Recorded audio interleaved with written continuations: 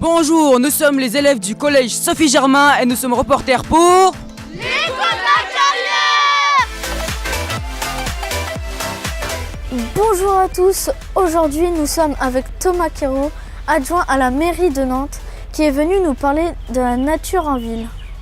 Donc vous êtes élu à la ville de Nantes, quel est le but des projets sur la nature ?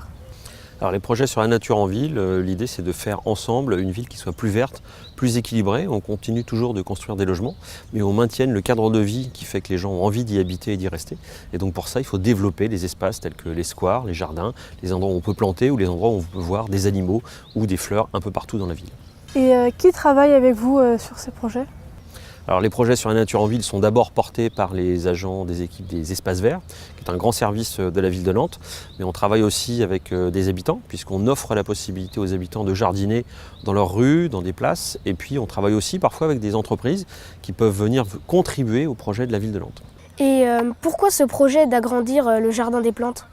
Alors on a décidé d'agrandir le jardin des plantes pour venir rejoindre l'extension de la gare côté sud.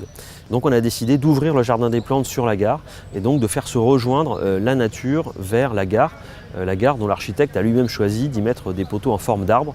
Donc c'est une forme symbolique et d'extension de ce jardin pour qu'on puisse voir plus de nature en ville, sur tout le parvis de la gare sud. Quels sont vos retours sur les projets de la nature à Nantes ? On sait que les habitants apprécient beaucoup et attendent tous ces projets sur la nature en ville. C'est une attente qui s'exprime partout, qu'on voit quand les gens nous rencontrent, nous écrivent. Ils en sont contents globalement, ils sont contents de vivre à Nantes parce qu'il y a déjà ce cadre préservé, ces espaces verts, mais ils en veulent plus. Ils veulent plus d'espace chez eux, autour de chez eux et partout où ils se promènent, que ce soit en centre-ville ou dans les différents quartiers nantais. Et avez-vous d'autres projets d'ici 2025-2030 ? Alors on a déjà d'autres projets dans les cartons qui vont arriver. Le parvis de la gare sud qui sera très végétalisé. La prolongation vers Fedo Commerce, on va refaire d'ici 2020 un espace bien plus planté au niveau de la place du commerce. Et puis demain, il y aura encore tout un projet sur les bords de Loire qui va aussi reconquérir les berges de la Loire et puis remettre plus de nature. Et c'est aussi des choses qui sont à l'échelle des différents quartiers nantais.